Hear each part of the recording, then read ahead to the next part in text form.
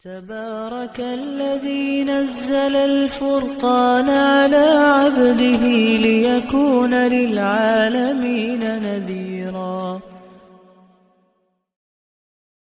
کیا ہے ذرا سمجھو. ان باتوں کو اگر ہم سمجھائیں گے انشاءاللہ کسی بھی صورت میں مطلب نہیں بنتا کہ ہماری بچیاں نان مسلمز کے ساتھ کہ جن کے جان کے نکلنے کے ساتھ ہی انہیں جو ہے اس دنیا ہی کے اندر آگ کے حوالے کر دیا جاتا ہے، جن کی ہڈیوں کو توڑ کر کے، جن کے جسموں کو موڑ کر کے آگ کے حوالے کر دیا جاتا ہے، جن کو بے دردی کے ساتھ نہ اس غسل دیا، نہ کوئی اچھا کپڑا دیا، نہ کوئی خوشبو میں بسایا، بلکہ بڑی بے دردی کے ساتھ. الحمدللہ آپ دیکھو ذرا کیسی ویڈیوز آتی ہیں، دل پہ بے ساختہ اس وقت یہ فخر ہوتا ہے، بے ساختہ اللہ کا شکر آتا ہے. اے اللہ تیرا لاکھ لاکھ شکر ہے کہ تو نے ہمیں مسلمان بنایا، تو نے نعمت اسلام سے نوازا. اتنا پیارا دین، اتنا خوبصورت دین جو عقل سلیم کو اپیل کرتا ہے کہ ایک جانور بھی اپنے اگر کوئی جانور جو ہے مر جاتا ہے، اللہ نے قرآن کریم میں اس چیز کو بتایا ہے باضابطے کہ کوا کے ذریعے سے اس انسان کو اللہ نے سکھایا کہ کس طریقے سے تمہیں اپنے مردہ بھائی کو دفن کرنا ہے، مٹی کے حوالے کرنا ہے. یہ نہیں کہ اس کو اس طریقے بزرگان دین، نوجوانان اسلام اور دینی ملی بھائیوں، آج کے وقت میں امت مسلمہ یقیناً مختلف فتنوں کا شکار ہے، اور بالخصوص ان فتنوں میں مسلم بچیوں کے لیے بڑے چیلنجز ہیں. خاص کر ارتداد کے حوالے سے میں نے اس سے قبل گفتگو کی کہ اس میں ہمارے نوجوان بچے ہوں یا بچیاں، دونوں ہی کہیں نہ کہیں حد تک مبتلا ہیں. لیکن بچوں کے بالمقابل، لڑکوں کے بالمقابل بچیاں اس فتنے کا زیادہ شکار ہو رہی ہیں. اور اس حوالے سے ہم اور آپ تقریباً ہر شخص اس بات سے واقف ہے، کیونکہ سوشل میڈیا کا وقت ہے.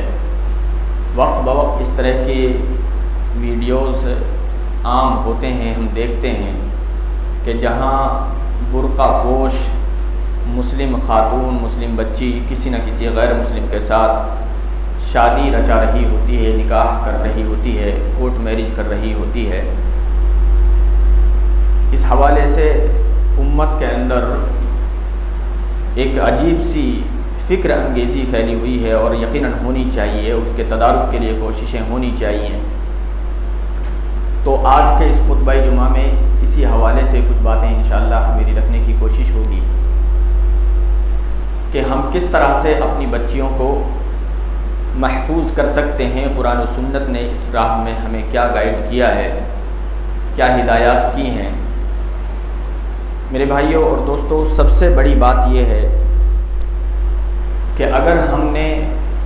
شادی اور بیاہ کا معاملہ، نکاح کا معاملہ اگر قرآن و سنت کی روشنی میں اس کو صحیح کر لیا، جو بھی اس کے معاملات ہیں انہیں ہم قرآن و سنت کی روشنی میں صحیح کر لیں، رسوم و رواج سے دور ہو کر کے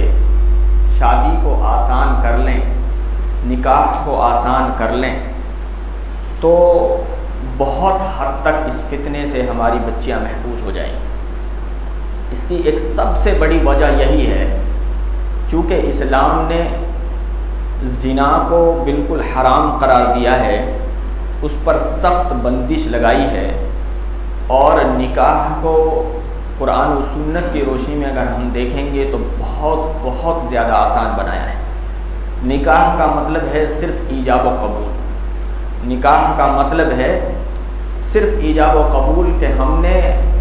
اپنے بچے کی کسی لڑکی سے شادی کرنا ہے یا اپنی بچی کی کسی لڑکے کے ساتھ شادی کرنا ہے. دونوں طرف، لڑکے کے اندر بھی اور لڑکی کے اندر بھی،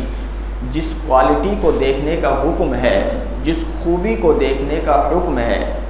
وہ ہے اس لڑکے یا لڑکی کی دینداری، وہ ہے ان کا اخلاق مند ہونا، صحیح اخلاق و اقدار کا مالک ہونا.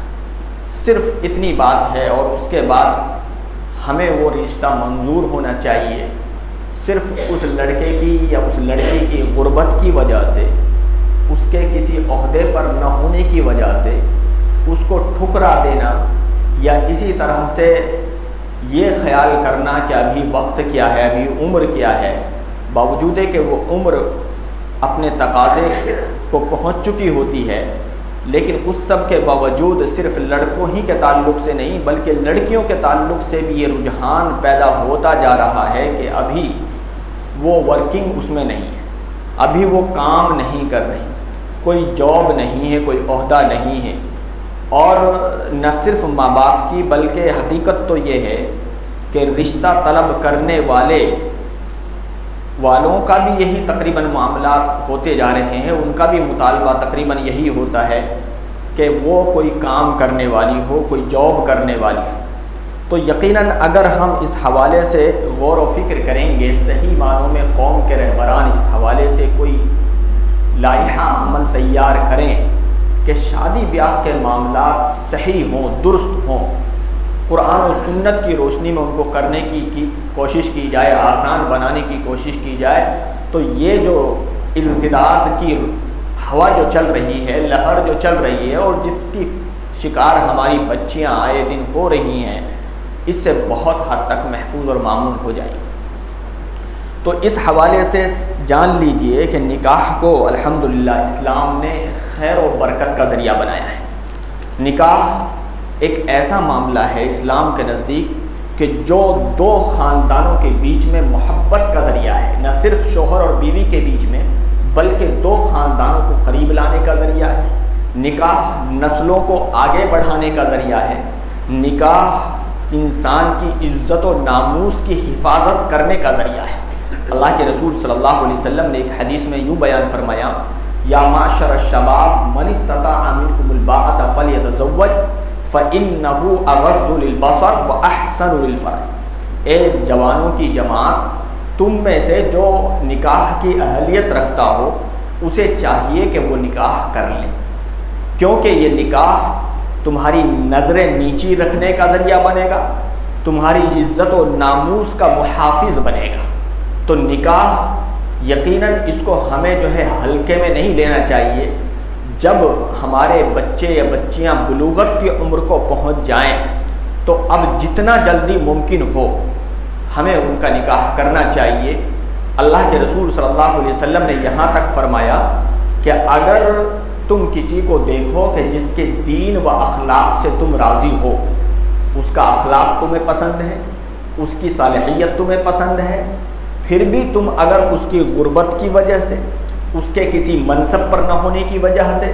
کسی خاص جاب پر نہ ہونے کی وجہ سے تم اس کو اگنور کر دیتے ہو تو تم دیکھو گے کہ زمین میں فساد پھیل جائے گا۔ آج تقریباً یہی وجوہات ہیں کہ چونکہ جو معیار، جو پیمانہ قرآن و سنت نے ہمیں اس حوالے سے دیا ہے وہ تقریباً 80-90% وہ ہم میں سے ہر شخص اس کو جو ہے پس پش ڈال چکا ہے۔ ہم میں سے ہر شخص کی یہ کوشش ہوتی ہے، اگر لڑکے کی شادی کر رہے ہیں تو بھی یہ کوشش ہوتی ہے کہ ہم کسی ایسی خاتون سے شادی کریں جو پڑھی لکھی ہی نہیں بلکہ وہ جاب کرنے والی ہو۔ اسی طریقے سے اس کے جو والدین ہیں وہ بھی کسی جو ہے اچھے خاندان سے تعلق رکھنے والے ہوں، اچھے سے مراد یعنی کہ باضابطے مالدار ہوں، دولت مند ہوں، کیونکہ اس کے پیچھے یہ کہ اگر وہ دولت مند ہوں گے، جو ہے پیسے والے ہوں گے تو شادی کرتے وقت جہیز میں ہمیں جو ہے بہت ساری چیزیں جو ہے نہ کہتے ہوئے بھی ہمیں مل جائیں گی۔ تو یہ چیزیں جو ہے یقیناً ایک ایسی بادھا بنی ہوئی ہیں جس کی وجہ سے مسلم سماج کے اندر نکاح بہت مشکل بن گیا ہے۔ اور یہ چیزیں اگر دیکھا جائے تو نان مسلمز کے یہاں سمجھ میں آتی ہیں، کیونکہ ان کے یہاں بچیوں کی وراثت کا کوئی معاملہ نہیں۔ وہ شادیاں کرتے ہیں تو شادی کے وقت اپنی بچی کو وہ جو ہے لگن کے نام پر یا جو بھی ایک ہدیہ تحفے کے نام پر اس وقت وہ جہیز کے نام سے جو ہے اس کو رخصت کر دیتے ہیں، دے دیتے ہیں۔ لیکن جان لیجئے کہ ہمارے یہاں اسلام نے الحمدللہ وراثت میں باضابطے بچی کا حق رکھا ہے۔ آپ جہیز کے وقت، شادی کے وقت جہیز کی شکل میں جو بھی دے دیں، لیکن آپ اس وراثت سے دستبردار نہیں ہو سکتے۔ آپ کو اللہ کے حضور اس کا جواب دینا پڑے گا کہ تمہاری جو پراپرٹی تھی، تمہاری جو جائیداد تھی، وہ صرف تم نے اس پر اپنے بچوں کو بٹھا دیا یا بچیوں کا بھی حق اس میں سے دیا تھا کہ نہیں دیا تھا؟ اس بات کا ہمیں جواب دینا پڑے گا۔ ہم نمازیں پڑھتے ہیں، ہم روزے رکھتے ہیں، ہم دیگر عبادتیں خوب کرتے ہیں، سجدوں کے نشانات ہماری پیشانیوں پر ظاہر ہوئے پڑے ہیں، لیکن بیشتر لوگوں کی حالت یہ ہے اس معاملے میں کہ جو ہندوانہ رسوم و رواج ہیں وہی سب ہم اڈاپٹ اس مسئلے کے اندر شادی کے تعلق سے خاص کر کے ہم اپنائے ہوئے ہیں۔ تو یہ جہیز، اگر اس کے حوالے سے میں یہ کہوں تو غلط نہ ہوگا میرے بھائیوں، کہ ہم دیکھتے ہیں مساجد کے سامنے عموماً جمعہ کو خاص کر کے ہر شخص دیکھتا ہے کہ ایک گداگروں کی ٹیم ہوتی ہے، فقیروں کی ٹیم ہوتی ہے، اور وہ ایک طرح سے اپنے مسائلوں کو رکھتے ہیں۔ کوئی کہتا ہے کہ گھر کے اندر پریشانی ہے، پیسہ نہیں ہے، بچے بھوکے ہیں، کوئی کہتا ہے کہ گھر میں بچی کی شادی ہے، کوئی کہتا ہے کہ بیمار ہیں ان کا علاج کرانا ہے، کوئی کچھ کہتا ہے، کوئی کچھ کہتا ہے۔ مختلف طرح کے ایشوز جو ہے وہ بیچارے جو ہے ہمارے سامنے رکھتے ہیں، اور اپنی حیت اور کیفیت جو بھی ہو بہرحال ان کی اصلیت، لیکن وہ ایک ایسی حیت اور کیفیت پیش کرتے ہیں کہ جس کی وجہ سے لگے لوگوں کو کہ ہاں ہم مستحق ہیں، لوگ ان کا تعاون کرتے ہیں۔ لیکن آج ایک گداگروں کی یہ دوسری قسم بھی ہمارے سماج کے اندر جو ہے پنپ رہی ہے، اور بڑے پیمانے پر پنپ رہی ہے۔ ہم دیکھ رہے ہیں کہ یہ وہ گداگر ہیں جو سوٹ بوٹ والے ہوتے ہیں، جن کے یہاں کسی طرح کی کوئی کمی نہیں ہوتی، جن کے یہاں ایسا نہیں ہے کہ کوئی فقر و فاقہ کا معاملہ ہو، جن کے یہاں کوئی ایسا معاملہ نہیں ہے کہ کوئی دوسری طرح کی کوئی پریشانی ہو، بلکہ یہ خوب اچھے خاصے ہوتے ہیں، بلکہ جتنے اثر و رسوخ والے ہوتے ہیں، جتنے مالدار ہوتے ہیں، اتنے ہی بڑے یہ فقیر ہوتے ہیں، جو جہیز کی شکل میں مختلف طرح کے اشارات و کنایات کے ذریعے سے اس مال کا مطالبہ کرتے ہیں جس مال پر اس کا کوئی حق نہیں بنتا۔ وہ چاہے جو ہے بظاہر ذکر نہیں کریں گے، وہ بس اشاروں کنایوں میں کچھ اس طرح کا اپنا حلیہ، اپنے حالات پیش کریں گے کہ لڑکا یہ کرتا ہے، وہ کرتا ہے، اس جاب پر ہے، ہمارے گھر کے اندر یہ ہے، وہ ہے، کہیں نہ کہیں اپنی ان چیزوں کو ذکر کر کے اشارہ ہوتا ہے کہ لہذا لڑکا اتنا قابل ہے تو اس کے لیے اسی کے حساب سے جو ہے چیزیں بھی پوری کرنا ہے، زبان سے نہیں کہ۔ اور کتنے تو بے حیا، بے شرم، بے غیرت ایسے بھی ہوتے ہیں جو باضابطے لسٹیں تھما دیتے ہیں کہ یہ چیزیں جو ہے ہمیں چاہیے۔ تو یقیناً یہ اور ان گداگروں کے اندر کوئی فرق باقی نہیں رہ جاتا، بلکہ پہلے جو گداگر ہیں، فقیر ہیں، واقعی ان کا تو حق اسلام نے رکھا ہے باضابطہ۔ اگر وہ واقعی مستحق ہیں تو ایسی صورت میں ان کو اپنی ضرورت کے حساب سے ہاتھ پھیلانا جائز ہے، وہ مانگ سکتے ہیں، اپنی ضرورت لوگوں کے سامنے رکھ سکتے ہیں، لیکن اس شخص کو کوئی جو ہے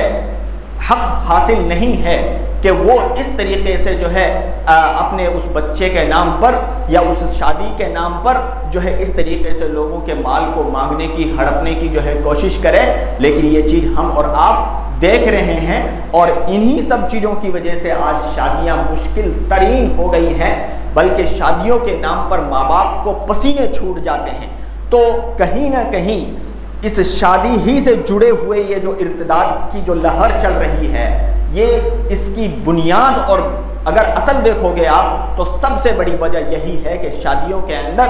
جو بے اعتدالی ہماری قوم نے کر رکھی ہے، ہمارے سماج نے کر رکھی ہے، اس کی وجہ سے یہ جو ہے دقت سب سے بڑی پیش آ رہی ہے۔ اب اس حوالے سے ہم یا جو مفکرین ہیں مختلف وجوہات جو ہے بیان کرتے ہیں کہ کس طرح سے اس مشکل سے قوم کو نکالا جائے۔ قوم کی عزت و ناموس کو، چونکہ بچیوں کی عزت و ناموس کا مطلب یہ ہے کہ اس قوم کا وہ سمان ہے، اس قوم کی وہ عزت ہے، اس قوم کی وہ ہر طرح سے جو ہے عزت کی رکھوالا ہے۔ لہذا اگر وہ کسی نان مسلمز کے ساتھ شادیاں کرتی ہیں، وہاں پر جاتی ہیں، تو ایسا نہیں ہے کہ وہ ان کا صرف ایک ذاتی مسئلہ ہے، بلکہ حقیقت یہ ہے کہ اس کے دین کا سودا تو ہوا ہی، ساتھ ہی ان پیرنٹس کی بھی عزت خاک میں مل جاتی ہے کہ جو مسلمان گھرانہ ہوتے ہوئے اپنی بچی کو جو ہے ایک نان مسلم کے ساتھ جو ہے شادی کرانے کے لیے جو ہے مجبور ہوتے ہیں، چونکہ کہیں نہ کہیں انہوں نے پہلے اس پر نگہداشت نہیں رکھی، پہلے نظر نہیں رکھی، صحیح تربیت انہوں نے کی نہیں۔ اب جب آنکھیں کھلتی ہیں تو بات بہت آگے جا چکی ہوتی ہے، اب وہ بچی جو ہے کسی کی بات ماننے کے لیے تیار نہیں ہوتی ہے، وہ بس اپنے پیار کو اور اپنی محبت کو پانے کے لیے ہر قربانی کے لیے جو ہے تیار ہوتی ہے۔ لہذا میرے بھائیوں، ضرورت اس بات کی ہے کہ ہم اس حوالے سے اگر ارتداد کے فتنے سے اپنی بچیوں کو محفوظ کرنا چاہتے ہیں تو ہمارے لیے سب سے اہم ضروری ہے کہ ہم شادیوں کے معاملات کو ٹھیک کریں۔ ابھی آپ نے تقریباً دیکھا ہوگا، سنا ہوگا، یہی آپ کا جامعہ ملیہ کا جو میٹرو اسٹیشن ہے، ایک ہندو لڑکے نے باضابطے، اور وہ کیونکہ کھلے ان کو تو ساری سپورٹ حاصل ہے، تو ان کو کس چیز کا ڈر ہے؟ کسی طرح کا ڈر نہیں ہے، وہ ڈر ہے تو آپ کے دلوں کے اندر ڈر جو ہے کر دیا گیا ہے، جبکہ قرآن کریم اس بات کا گواہ ہے کہ ہمارے یہاں تو شادی ہو ہی نہیں سکتی۔ اگر کوئی شخص اپنی مرضی سے اسلام والا نہیں ہوتا ہے، اسلام والی نہیں ہوتی ہے، اسلام قبول نہیں کرتے ہیں، تو اس سے شادی کرنا حرام ہے۔ اگر کوئی شخص شادی کرتا ہے تو یہ شادی صحیح نہیں ہے، زنا ہے۔ لیکن اس سب کے باوجود اگر آپ کے یہاں سے کوئی معاملہ ہوتا ہے تو لو جہاد کا نام دے کر کے آپ کو جو ہے اس میں بدنام کر دیا گیا ہے، لیکن ادھر سے باضابطے پلاننگ کے ساتھ، طریقے کے ساتھ، پوری منصوبہ بندی کے ساتھ یہ چیز چل رہی ہے، کھلے عام چل رہی ہے، کھلے عام جو ہے آفرز دیے جا رہے ہیں۔ جامعہ ملیہ کا جو میں نے ذکر کیا، تقریباً بہت سے لوگ جانتے ہوں گے کہ ایک لڑکا جو ہے ہماری بچیوں کے، ہماری بہنوں کے جو ہے فوٹوز لے کر کے آگے کسی گروپ میں سینڈ کرتا ہے اور ایسی ورڈنگ ان کے تعلق سے یوز کرتی ہے، یہ ملنی ہے، یہ اس لیے ہیں، یہ اس لیے ہیں، تاکہ اپنے ان گندے منصوبوں کو جو ہے عملی جامہ پہنایا جائے۔ میرے بھائیوں، بیدار ہو جاؤ، بیدار ہو جاؤ، جاگ جاؤ، کہاں چلے جا رہے ہو؟ اپنی بچیوں کی حفاظت کرو، ایسی تعلیم سے، ایسی ایجوکیشن سے اپنی بچیوں کو محفوظ کر لو، یا یہ کہ گھروں پہ بٹھانا منظور کر لو کہ جس کی وجہ سے ہماری بچیاں کچھ ایسی ذہنیت کی مالک ہو جائیں کہ ان کے یہاں اپنے دین و ایمان کا کوئی معاملہ نہ رہے، وہ سیکولر مزاج بن جائیں، وہ بالکل جو ہے ان کے یہاں اپنے دین کی غیرت اور حمیت نہ ہو، جو ہے مسلمان ہونا کا کوئی مطلب انہیں معلوم نہ ہو، تو پھر ایسی صورت میں تو ہمارے لیے بہتر یہ ہے کہ ہم اپنی بچی کو اپنے گھر پر جو تعلیم دے سکتے ہیں وہ دے لیں، یا کوئی ایسا ادارہ ہو کہ جو ہمارے پاس اس طرح کا ہو کہ جہاں محفوظ ہو، مامون ہو، ہر طرح سے اس کی عزت و ناموس محفوظ ہو، تو وہاں پر ہم جو ہے تعلیم دلا لیں، کم دلا لیں، یہ منظور کر لیں، لیکن کسی بھی صورت میں اس طرح کے اداروں میں ہم جو ہے نہ بھیجیں، یا اسی طریقے سے ایسی جگہوں پر نہ بھیجیں کہ جہاں ان کے لیے اس طرح کے چیلنج جو ہوں۔ تو اصل بات یہی ہے کہ اس حوالے سے سب سے بڑی ایک جو بات کی جاتی ہے کہ جس کے ذریعے سے ہمیں بیدار ہونے کی ضرورت ہے، ہم مخلوط تعلیم جو دلا رہے ہیں، مخلوط یعنی اسکولز کے اندر، کالجز کے اندر، یونیورسٹیز کے اندر تعلیم یقیناً ضروری ہے، بہت ضروری ہے، لیکن وہ تعلیم کہ جس تعلیم کے ذریعے سے ان کی عزت و ناموس کے ساتھ کھلواڑ ہو۔ میں نے ذکر کیا کہ ایسی تعلیم پھر اسلام جو ہے اس کی اجازت نہیں دیتا۔ اسلام سب سے پہلے اپنے دین و ایمان کی حفاظت کی ذمہ داری ہم پر عائد کرتا ہے کہ یہ دین، یہ ایمان سب سے بڑا سرمایہ ہے، اس کو محفوظ رکھنا ہے، اور اس کے ساتھ ساتھ اپنی عزت و ناموس کی حفاظت کرنے کا حکم کرتا ہے۔ اس کے ساتھ آپ کو صحیح طریقے سے ان چیزوں کی حفاظت کے ساتھ ساتھ آپ کو ایجوکیشن ملتی ہے تو بہت اچھی بات ہے، لیکن یہ کہ اگر ہمارے پاس اس طرح کے کوئی ذرائع نہیں ہیں، وسائل نہیں ہیں کہ جہاں ہماری بچیاں محفوظ ہوں، تو پھر جو بھی ممکنہ وسائل ہو سکتے ہیں وہ ہم اختیار کریں، لیکن یہ کہ ان کو بالکل بے لگام چھوڑنا، ان پر نظر نہ رکھنا، ان پر جو ہے کسی طرح کی جو ہے دیکھ ریکھ نہ کرنا، یقیناً یہ ایک مسلمان کے لیے زیب نہیں دیتا۔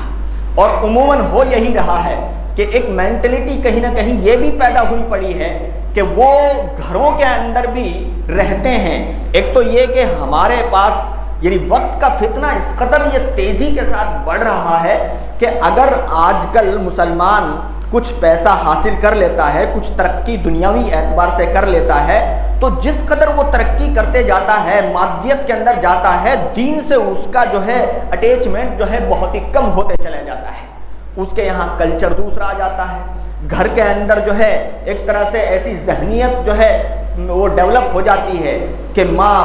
بیٹی، بھائی، باپ سب مل کر کے ایسی حیا باختہ وہ فلمیں، ڈرامے، ایسی چیزیں دیکھ رہے ہوتے ہیں، ان پر کوئی اثر نہیں۔ اب ظاہر سی بات ہے، جب مینٹلٹی ایسی ہے، گھر کے اندر ماحول ایسا ہے، ان کو کیا فرق پڑتا ہے؟ وہ اگر جو ہے جب ان کو اپنے دین سے کوئی خاص لگاؤ نہیں ہے، صرف نام رکھ لیے ہیں، ان کو کچھ مطلب ہی نہیں ہے کہ دین کتنی قیمتی چیز ہے، ایمان کتنا قیمتی چیز ہے، وہ اگر جو ہے باہر کی ہوا میں جاتی ہیں، وہاں پر تعلیم حاصل کرتی ہیں، وہاں پر وہ اپنے حساب سے کوئی چیز مناسب دیکھتی ہیں، ان کو کیا فرق پڑتا ہے اس پر لبیک کہنے میں؟ اس پر ان کو کوئی فرق نہیں پڑتا۔ اس لیے ضروری ہے کہ ہم اپنے گھروں کا ماحول دینی بنانے کی کوشش کریں۔ ہم اپنے گھروں کے اندر بھی اپنی بچیوں کے لیے ایک ایسا سسٹم اور نظام بنائیں اپنے بچوں کی صحیح تربیت کے لیے کہ ایک وقت خاص کریں اور کوئی ایک اچھی کتاب، اللہ اور اس کے رسول کے فرامین پر مبنی کتاب، ہمارے صحابیات رضوان اللہ علیہم اجمعین کی زندگیوں پر مبنی، ان کی سیرت و کردار پر مبنی کوئی اچھی کتاب، چاہے 10 منٹ ہی صحیح، کوئی بھی شخص گھر کا جو اردو جانتا ہو، جو نالج رکھتا ہو، اسے چاہیے کہ وہ اس حوالے سے تعلیم دے۔ آہستہ آہستہ آہستہ جب آپ کے گھر کے اندر یہ تعلیم ہوگی، ان کو محبت پیدا ہوگی۔ آپ جب بچوں کو بتائیں گے کہ اس دین کی خاطر ہمارے اسلاف نے کیسی کیسی قربانیاں دی ہیں، صحابہ رضوان اللہ علیہم اجمعین، صحابیات نے کیسی کیسی قربانیاں دی ہیں۔ سمیہ رضی اللہ تعالیٰ عنہا جو ہے ابو جہل نے اس قدر ان کو تنگ کیا، پریشان کیا کہ لاسٹ وقت میں سمیہ رضی اللہ تعالیٰ عنہا کو جو ہے چیلنج دیا، مخالف سمتوں میں 2 اونٹ کھڑے کر دیے اور ان کی جو ہے ٹانگیں مخالف سمت میں جو ہے اونٹوں کے ساتھ باندھ دی، کہا یا تو ایمان سے پلٹ آؤ ورنہ تو ان اونٹوں کو چلا کر کے تمہارے 2 ٹکڑے کر دیے جائیں گے۔ لیکن اللہ کیسا اللہ نے جذبہ، کیسا حوصلہ ان خواتین کو دیا۔ آج ہماری ماں اور بہنوں کو جو صرف اس چمکتی اور دمکتی دنیا کو پانے کے چکر میں اپنے دین و ایمان کا سودا کر ڈالتی ہیں، وہ ذرا نظر تو ڈالیں ان خواتین پر جنہوں نے فقر و فاقہ کی جو ہے ہر صورت کو برداشت کیا، ہر مشکل کو برداشت کیا، لیکن اپنے دین و ایمان کا سودا گوارا کرنا برداشت نہیں کیا۔ ابو جہل نے بالآخر باضابطے ان اونٹوں کو چلا دیا، اور تاریخ اس بات پر شاہد ہے کہ سمیہ رضی اللہ تعالی عنہ اپنی زندگی کو جو ہے فنا کر گئی، جسم کے 2 حصے ٹکڑے ہو گئے، لیکن اس نے اس کافر کی بات کو ماننا گوارا نہیں کیا کہ میری زندگی بچ جائے گی، میں اس کو جو ہے اب گوارا کر لیتی ہوں۔ کہ صرف سمیہ رضی اللہ تعالی عنہ کا نہیں، زنیرہ رضی اللہ تعالی عنہ کی آنکھوں کے اندر بدبخت اسی ابو جہل نے جو ہے گرم سلائیاں کر کے، لوہے کی چھڑیاں گرم کر کے آنکھوں کے اندر پھیر دی۔ یہ کوئی ایسے ویسے واقعات نہیں ہیں، صحیح احادیث میں آئے ہوئے ذکر کردہ وہ واقعات ہیں جن کو تفصیل کے ساتھ بیان کرنا اس وقت جو ہے مناسب نہیں ہے، چونکہ وقت بہت مختصر ہے۔ لیکن حقیقت یہ ہے کہ ہماری رونگٹے کھڑے کر دینے کے لیے یہ محض اشارات بھی کافی ہیں کہ کاش کہ ہماری بہنیں، ہماری بیٹیاں، ہماری مائیں وہ ان واقعات پر نظر رکھیں کہ اس دین کی خاطر، اس ایمان کی خاطر کیسی کیسی قربانیاں انہوں نے برداشت کی ہیں، کیسی کیسی پریشانیاں انہوں نے برداشت کی ہیں۔ اس کافر نے جو ہے یہ کہا آخر وقت میں، اے زنیرہ تمہاری اس بینائی کو چھین لوں گا، تمہاری آنکھوں کے اندر سلائیاں پھیر دوں گا، اگر تم جو ہے اپنے ایمان سے نہیں پھرتی ہو، ایک بار کہہ دو کہ ہاں مجھے محمد کا دین پسند نہیں ہے۔ کہا کافر تو ایک بار بھی کہتا ہے، ایک زندگی کی بات کرتا ہے،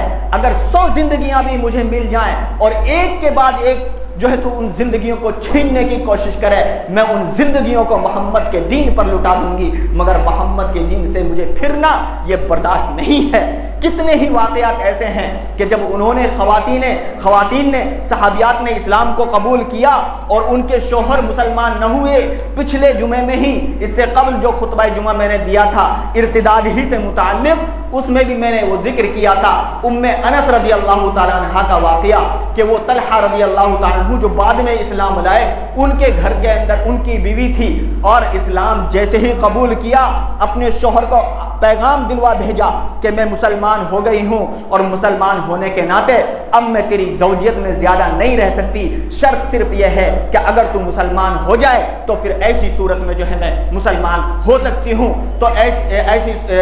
تو میرا اور آپ کا نکاح ہو سکتا ہے. تو یہ کہ اسلام کی شہزادیوں نے, ان خواتین اسلام نے, ان صحابیات نے بڑی جو ہے قربانیاں اس دین و ایمان کی خاطر کی ہیں. اگر آج ہم اپنی بچیوں کو اپنے گھروں پر یہ ذرا واقعات بتائیں, ان قربانیوں کا ذکر کریں, انہیں بتائیں کہ بیٹی یہ حجاب نہیں ہے, یہ صرف جو ہے تمہارے لیے کوئی ایسی چیز نہیں ہے کہ تمہیں ان کے اندر قید کر دیا گیا ہے, تمہارے لیے کوئی مشکل ڈال دی گئی ہے, بلکہ یہ تمہاری عزت و ناموس کی حفاظت کا ذریعہ ہے, یہ اوباش اور بدبخت جو ہے آنکھوں سے تمہیں بچانے کا ذریعہ ہے. اگر ہم اپنی بچیوں کو اسلامی محاسن کو بتلائیں, کتنا خوبصورت اسلام اللہ نے تمہیں دیا ہے, کتنا بہترین مذہب تمہیں اسلام نے دیا ہے. جس زمانے میں تمہیں جو ہے لوگ جو ہے پیروں کی جوتی سمجھا کرتے تھے, جو ہے آدمی مر جاتا تو اس کی چتا کے ساتھ عورت کو جلا دیا جاتا تھا, الحمدللہ اسلام نے تمہیں خوددار بنایا, تمہیں وراثت کے اندر پراپرٹی کے اندر حق دیا. قیامت تک جب تک یہ دنیا قائم رہے گی تب تک تمہارا بھی جو ہے حق, اور پھر ایک طرف سے نہیں, باپ کی پراپرٹی کے اندر بھی تمہارا حق, شوہر کی پراپرٹی کے اندر بھی تمہارا حق ہے, تمہارے بچوں کی پراپرٹی کے اندر بھی تمہارا حق ہے. کس ناحیے سے تمہیں حق دیا؟ مہر کا حق جو ہے وہ صرف اور صرف تمہارا ہے, اور صرف اتنا ہی نہیں, یہ ٹوٹل حق صرف تمہارا اپنا سرمایہ ہے. تمہارے ذمے کوئی گھریلو ذمہ داریاں نہیں ہیں, گھر پر خرچ کرنے کی ذمہ داری تمہاری نہیں ہے, گھر کو پورے طور پر چلانا, گھر کے بچوں کا خرچ کرنا, یہاں تک کہ تمہارے اپنے ذاتی اخراجات بھی تمہارے شوہر کے ذمے ہیں. اسلام نے تمہیں وہ عزت دی ہے, اسلام نے تمہارا فخر جو ہے بلند کیا ہے, تمہاری عزت کو جو ہے بلند و بالا کیا ہے. ذرا سمجھو, ان باتوں کو اگر ہم سمجھائیں گے انشاءاللہ کسی بھی صورت میں مطلب نہیں بنتا کہ ہماری بچیاں نان مسلمز کے ساتھ, کہ جن کے جان کے نکلنے کے ساتھ ہی انہیں جو ہے اس دنیا ہی کے اندر آگ کے حوالے کر دیا جاتا ہے, جن کی ہڈیوں کو توڑ کر کے, جن کے جسموں کو موڑ کر کے آگ کے حوالے کر دیا جاتا ہے, جن کو بے دردی کے ساتھ نہ غسل دیا, نہ کوئی اچھا کپڑا دیا, نہ کوئی خوشبو میں بسایا, بلکہ بڑی بے دردی کے ساتھ. الحمدللہ آپ دیکھو ذرا کیسی ویڈیوز آتی ہیں, دل پہ بے ساختہ اس وقت یہ فخر ہوتا ہے, بے ساختہ اللہ کا شکر آتا ہے, اے اللہ تیرا لاکھ لاکھ شکر ہے کہ تو نے ہمیں مسلمان بنایا, تو نے نعمت اسلام سے نوازا. اتنا پیارا دین, اتنا خوبصورت دین جو عقل سلیم کو اپیل کرتا ہے کہ ایک جانور بھی اپنے اگر کوئی جانور جو ہے مر جاتا ہے, اللہ نے قرآن کریم میں اس چیز کو بتایا ہے باضابطے کہ کوا کے ذریعے سے اس انسان کو اللہ نے سکھایا کہ کس طریقے سے تمہیں اپنے مردہ بھائی کو دفن کرنا ہے, مٹی کے حوالے کرنا ہے. یہ نہیں کہ اس کو اس طریقے سے بے دردی کے ساتھ اس کی ہڈیوں کو توڑا جائے, اس کو نظر آتش کیا جائے, اس کو ختم کر دیا جائے, اور جب تک وہ زندہ رہا تب تک اس سے تمہارے مفاد وابستہ تھے, تم نے اس کو سلام کیا, تم نے اس کی عزت کی, لیکن یہ عزت صرف تمہاری مفادات سے جڑی ہوئی تھی. تو ہم یہ سمجھائیں اپنی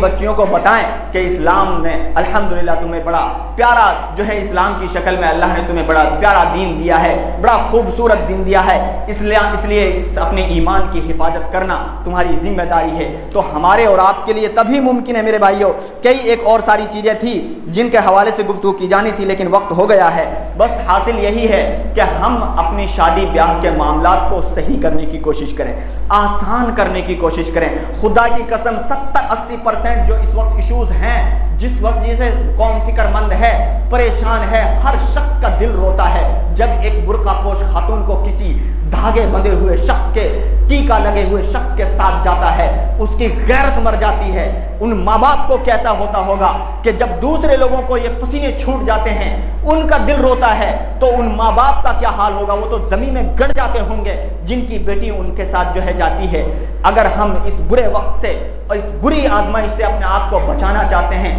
اپنی عزتوں کو بچانا چاہتے ہیں، اپنے گھروں کے اندر تعلیم کا سلسلہ شروع کریں، صحیح معنوں میں ایمان کی قیمت کو بتلائیں، اسلام کی قیمت کو بتلائیں، پردے کی اہمیت کو بتلائیں، اور یہ کہ تعلیم بچیوں کو ضرور دلائیں، لیکن ایسی تعلیم کہ جس کے ذریعے سے ان کی عزت و ناموس کو چیلنج نہ ہو، ان کی عزتیں جو ہیں محفوظ ہوں۔ اور انشاءاللہ اگر ہم بیس اچھی طریقے سے بنا دیں گے، بنیاد اچھی طریقے سے بنا دیں گے، تو انشاءاللہ پھر اگر کسی ایسے ادارے میں بھی تعلیم حاصل کرنا مجبوری ہوا کہ جہاں ہمارے لیے مشکل ہے کہ ہم وہاں پر ہمارا کوئی ہاتھ میں کوئی معاملہ نہیں ہے، تو پھر انشاءاللہ اس بچی کو چونکہ ہم نے اچھی بنیادوں پر کھڑا کر دیا ہے، پھر اس کا شکار ہونا بڑا مشکل ہو جائے گا۔ لیکن جہاں پر پتہ ہی نہیں ہے اس کو میرا دین، بس اتنا پتہ ہے میں مسلمان ہوں، لیکن اسلام ہوتا کیا ہے، قرآن ہے کیا، صحابیات نے کیسی زندگیاں گزاری ہیں، اصحاب رسول صلی اللہ علیہ وسلم کا کردار کیا تھا، ان کی سیرتیں کیا تھی، جہاں پتہ ہی نہیں ہے، تو پھر وہاں پر ان کا شکار ہونا